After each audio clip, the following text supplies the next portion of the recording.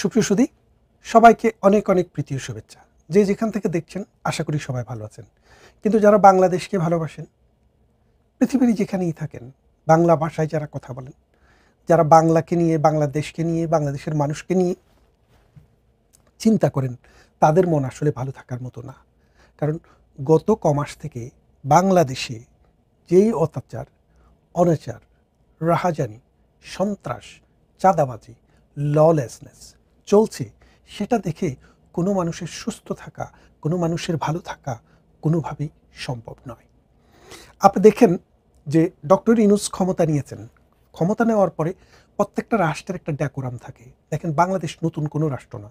৫৩ বছর আগে এই দেশটি মহান মুক্তিযুদ্ধের মাধ্যমে ৩০ লক্ষ মানুষের জীবন, অসংখ্য মানুষের আত্মত্যাগ, অসংখ্য নারীর সম্ভ্রম, ১ কোটিরও বেশি মানুষের বাস্তুচ্যুত হয়ে এই দেশটিকে প্রতিবেশী রাষ্ট্র ভারতের সহযোগিতায় আমরা স্বাধীন করেছি।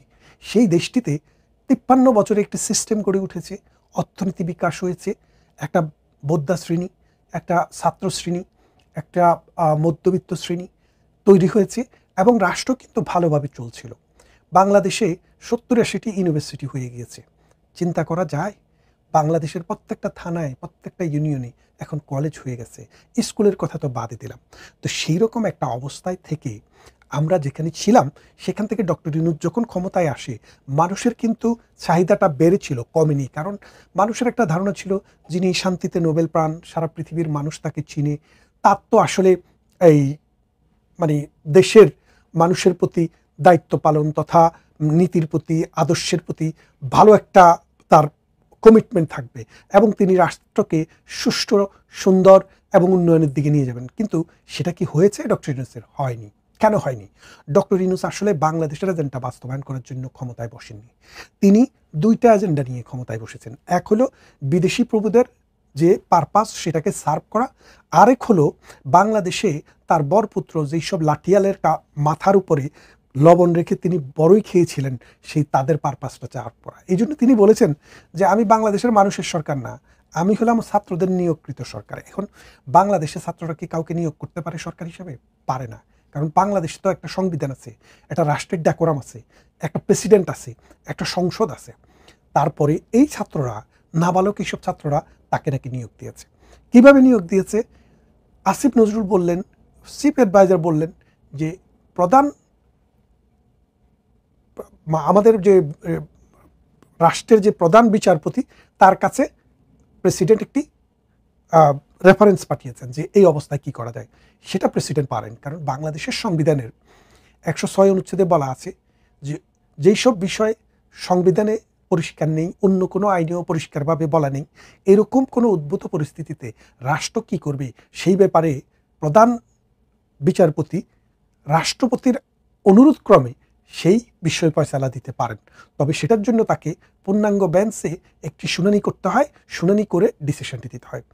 এখন সাম্প্রতিক ৩ দিন আগে আমাদের সেনাবাহিনী যে লিস্টটি প্রকাশ করলেন যে ৫ আগস্টের পরবর্তী সময়ে যারা সেনানিবাসে আশ্রয় নিয়েছিল তারা কারা, তাদের মধ্যে ২ জন হচ্ছেন ওবায়দুল হাসান শাহীন, যিনি বাংলাদেশের সাবেক প্রধান বিচারপতি, এবং এনায়েতুর রহিম জাস্টিস, তিনি হচ্ছেন দ্বিতীয় প্রধান, অর্থাৎ সেনাবাহিনী প্রধানের পরে যে অবস্থান সুপ্রিম কোর্টের আপিলেট ডিভিশনে তিনি ছিলেন সেই। এই ২ জন যেহেতু আশ্রয় নিয়েছেন, এখন তাহলে কিভাবে তারা তাদের মতামত দিলেন, কিভাবে তারা সাইন করলেন, কিভাবে তারা অন্য আরও যে ৫ জন জাস্টিস আছে তাদের সাথে কোর্ট বসালেন, এটা নিশ্চিত এটা একটা জালিয়াতি, মিথ্যা এবং বাটপারি। প্রেসিডেন্ট কখনো বলেন নাই যে তিনি সুপ্রিম কোর্টের কাছে তিনি অভিমত চেয়েছেন।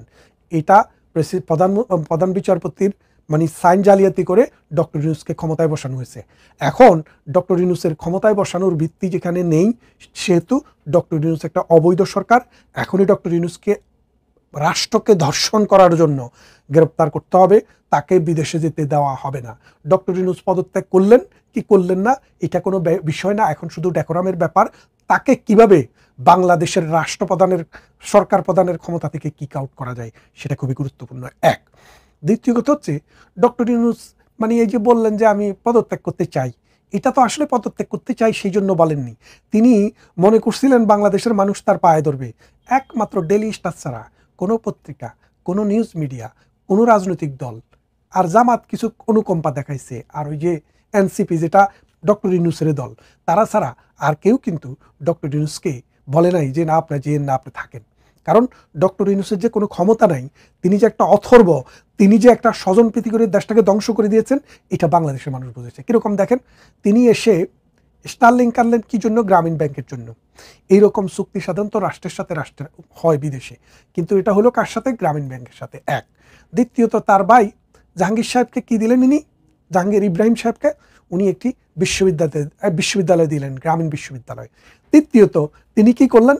তার যে 166 কোটি টাকা জরিমানা করেছিল কোর্ট, সে 166 কোটি টাকা তিনি মৌকুব নিয়ে নিলেন। তারপরে কি করলেন? ওই যে আদম ব্যবসা আছে না, আদম ব্যবসা, বিদেশের লোক পাচার, এটার জন্য গ্রামীণকে একটা লাইসেন্স দিলেন। তারপরে আরও কি করলেন? ওই যে নগদ বিকাশ, এইরকম যে ডিজিটাল ওয়ালেট, এরকম একটা সেবার লাইসেন্স দিলেন কাকে? গ্রামীণকে। তার বাতিজাকে অপূর্ব জাহাঙ্গীর, তাকে কি নিয়োগ করলেন? তার মানে উপদেষ্টা হিসেবে নিয়োগ দিলেন। এইভাবে তার আত্মীয় স্বজন, বন্ধু বান্ধব, আমেরিকাতে যাদের সাথে চলাফেরা, তাদের সবাইকে আনি বাংলাদেশের ক্ষমতায় বসালেন। অর্থাৎ বাংলাদেশে কোনো মানুষ নাই, সব আমেরিকার থেকে হতে হবে। হয় আমেরিকায় থাকতেন, না হয় আমেরিকার নাগরিকত্ব আছে, না হয় আমেরিকার কি রেসিডেন্স কার্ড আছে, গ্রিন কার্ড যেটাকে বলে। ওরকম লোক ছাড়া ডক্টর ইউনূস কাউকে ক্ষমতা দিচ্ছেন না। এখন এই এনজিওগ্রাম করে বাংলাদেশটাকে ডক্টর ইউনূস 12টা বাজিয়ে দিয়েছে। আর্মি নামে আমাদের যে একটা প্রতিষ্ঠান ছিল, সেই প্রতিষ্ঠানটিকে ধ্বংস করার দ্বার প্রান্তে নিয়ে গিয়েছিল। তিনি সর্বশেষ কী করলেন? আর্মি প্রধানকে বরখাস্ত করার জন্য প্রেসিডেন্টের কাছে তিনি চিঠি পাঠালেন। সেই চিঠি প্রেসিডেন্টের কাছে সই হয়ে আসার আগেই আর্মি হেডকোয়ার্টার থেকে ডক্টর ইউনূসকে লাল বাতি জ্বালায় দিল। এখন ডক্টর ইউনূসের বরপুত্ররা কোথায় যাবেন? এই রাস্তায় ধরে ধরে মানুষকে উলঙ্গ করে পিটাইছেন আপনারা, মানুষের বাড়িতে আগুন দিয়েছেন আপনারা, মানুষের দোকান পুড়ে দিয়েছেন, গাজীর ফ্যাক্টরি পুড়াইয়ে দিয়েছেন, সালমান এফ রহমানের সমস্ত ফ্যাক্টরি লুটপাট করে নিয়ে গেছেন। আপনাদেরকে এখন কে বাঁচাবে? আপনার ইউনূস বাবাই বাঁচাবে? ইউনূস বাবা বাঁচাতে পারবে না। পৃথিবীর যেখানে আপনারা যাবেন, সেখানে আপনারা বিপদের সম্মুখীন হবেন। কারণ পাপ বাপেরও ছাড়ে না। গত 9 মাসে আপনারা যে পাপ করেছেন, 53 বছরে কোনো রাজনৈতিক দল এত পাপ করতে পারেনি। 1975 সালে জাতির জনক বঙ্গবন্ধুকে হত্যা করার পরও বাংলাদেশে কিন্তু এই অরাজক পরিস্থিতি 1 মাস 2 মাসের বেশি স্থায়ী হয়নি। জিয়াউর রহমান ক্ষমতায় আসার পরে তিনি শক্ত হাতে হাল ধরেছেন। তিনি সবকিছু, তার অনেক কাজের সাথেই আমি একমত না, কিন্তু রাষ্ট্রটা রাষ্ট্রের জায়গায় ছিল। কিন্তু আপনি কি করেছেন? রাষ্ট্রকে রাষ্ট্রের জায়গায় রাখেননি। আর্মির বিপরীতে আপনি এই ল্যাংটা লাঠিয়াল বাহিনী দিয়ে আপনি আওয়ামী লীগকে ব্যান্ড করেন, আপনি ছাত্রলীগকে ব্যান্ড করেন, যুবলীগকে ব্যান্ড করেন। আপনি বলেন আপনাকে ম্যান্ডেট দিয়েছে যা ইচ্ছা তা করার। এই আজকুবি কারবার আপনি যা করেছেন আরবের শেখদের মতো, সেটা আপনাকে কোনো দিন এই জাতি ক্ষমা করবে না। এখন বিষয়টা হচ্ছে, ডক্টর ইউনূস কি আসলে যাচ্ছেন? যেতে হবে, না যে উপায় নেই। কারণ আপনি যাদের সাথে প্রতিপক্ষ হয়ে দাঁড়িয়েছেন, তারা আপনাকে বলে দিয়েছে যে কবিতা শুনতে ভালোবাসে না, সে সমুদ্রের গর্জন শুনবে। এখন আপনাকে যে সময়টা, যে প্যাসেজটা আপনার আছে, এই সময়ের ভিতরে আপনি হয় কবিতা শুনেন, না হয় আপনাকে সমুদ্রের গর্জন শুনতে হবে। সেই গর্জনে আপনার কান ফেটে যাবে, কান দিয়ে রক্ত বেরোবে, আর রক্ত বেরুলে আপনি আর বাঁচবেন না। তাই দেশের সম্মানিত নাগরিক হিসেবে মানুষ আপনাকে ভালোবাসত।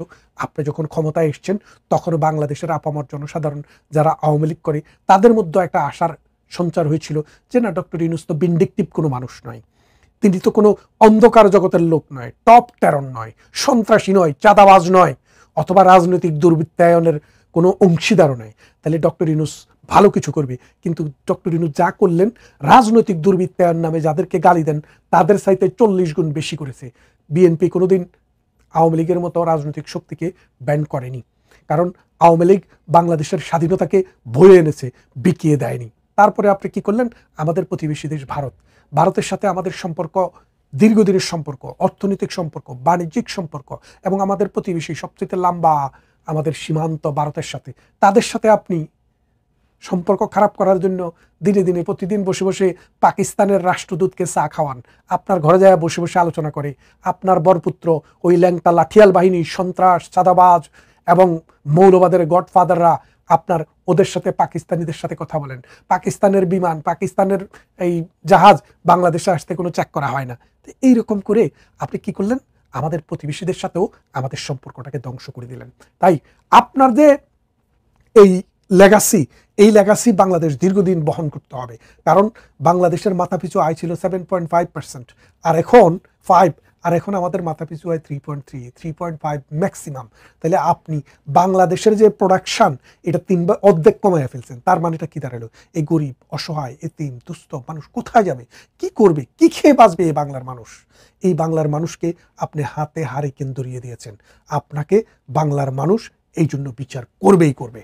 তারপর আসেন, ডক্টর ইউনূস এখন বলছেন যে তিনি কিছু রিশাফল করবেন, করে নতুন মানুষ নিয়ে আরেকটি সরকার করবেন। না, আপনাকে সেই সুযোগ দেওয়া হবে না। এখন যে সরকার হবে সেই সরকারটি সবগুলা রাজনৈতিক দলের প্রতিনিধি নিয়ে অথবা তাদের নমিনেটেড প্রতিনিধি নিয়ে নতুন একটি সরকার হবে। এই সরকার যা ইচ্ছা তাই করতে পারবে না। এই সরকারের কাজ হবে একটি, যে নির্বাচন কমিশন সংস্কারের মাধ্যমে একটি সুষ্ঠু নির্বাচন, মানুষ সুষ্ঠুভাবে ভোট দিয়ে যাকে নির্বাচন করবে তার হাতেই বাংলাদেশের দায়িত্ব ছেড়ে দেওয়া হবে। তারাই বাংলাদেশ পরিচালনা করবেন। এর বাইরে এই যে আপনার হাসনাত, সারজিজ, আসিফ, তারপরে আরও কি নাম, এইসব তো মানে নামও মনে থাকে না, এইসব সন্ত্রাসী, এইসব চাঁদাবাজ অল্প কদিনে পেট পুটে মোটা হয়ে গেছে, গাড়ির সাইজ বড় হয়ে গেছে। আপনি জানেন মাসুদ নামে একটা ছেলে, ওই নোয়াখালীর হাতিয়া নাকি কোথায় যেন বাড়ি, সে টেলিভিশনে এসে বলছে গ্রামের সবচাইতে দরিদ্র বাড়িটি আমার, এবং এটি নাকি টিনের ঘরটি মাটির সাথে পড়ে গেছে, পয়সার অভাবে এখনো মেরামত করাতে পারেনি।